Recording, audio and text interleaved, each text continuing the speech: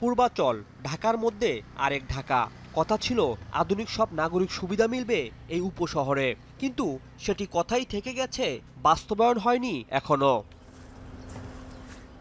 রাজধানীর উপর চাপ কমাতে প্রায় ৬,০০০ একর জায়গা নিয়ে শুরু হয় পূর্বাচল নতুন শহর প্রকল্পের কাজ।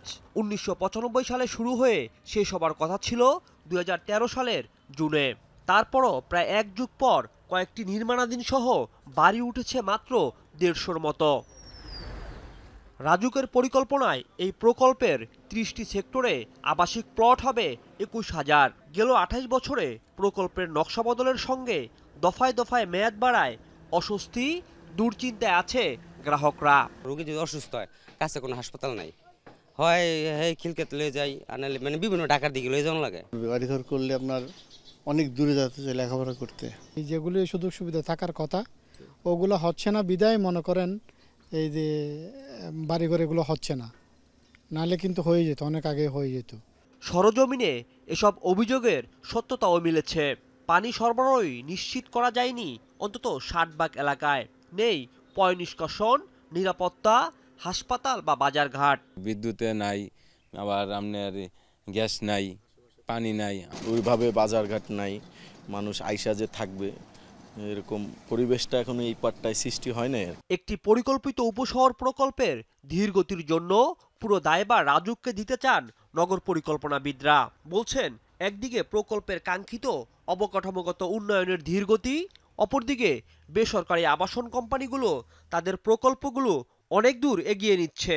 দুয়ে মিলে হতাশা ভর করেছে এই প্রকল্পের গ্রাহকদের মধ্যে। কেন্দ্রীয় ঢাকার উন্নয়ন নিয়ন্ত্রণ না করার কারণে আলটিমেটলি যেটা হলো যে পূর্বাচল এবং ঢাকার মাঝখানে পরিপূর্ণ অনেক ধরনের আবাসন হলো, পূর্বাচলটা এখনও সেই মানধাতার আমলেই পড়ে আছে। সেখানে এটা এখন এক ধরনের সরকারের উপরে বোঝা হয়ে গিয়েছে। পূর্বাচলে যে ইনভেস্টমেন্ট তার তুলনায় এখন পর্যন্ত রিটার্ন প্রাইস 0 বলা যায়। রাজুক যেন অবশ্যই খুব দ্রুততার সাথে সকল ধরনের নাগরিক পরিষেবা এবং নাগরিক সুবিধা দিয়ে নিশ্চিত করে। তবে এমন বাস্তবতার মাঝেও পূর্বাচল প্রকল্পের নাগরিক সুযোগ সুবিধা আগামী জুনের মধ্যে নিশ্চিত করার বিষয়ে আশাবাদী প্রকল্প পরিচালক। বিদ্যুৎ, পানি এবং এগুলো আমরা করে দেব, এবং রাস্তাঘাট, তারপর খেলার মাঠ, পার্ক, এই যে স্কুল, মসজিদ, এগুলো আমরা আগামী জুনের মধ্যে আমরা মানুষ যেন স্বাচ্ছন্দ্যে বসবাস করতে পারে। প্লাস সিকিউরিটির বিষয়টাও আমরা কনসার্ন, যে কারণে আমরা থানা না হওয়া পর্যন্ত পুলিশ ফাঁড়ি করার জন্য আমরা উদ্যোগ নিয়েছি। প্রায় ৩০ বছরেও এই প্রকল্প কেন বাস্তবায়ন করা যায়নি তা তদন্তেরও দাবি করেছেন নগর পরিকল্পনাবিদরা।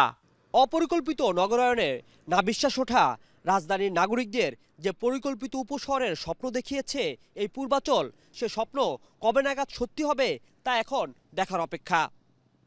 রাজীব আহমেদ, যমুনা নিউজ, পূর্বাচল, ঢাকা।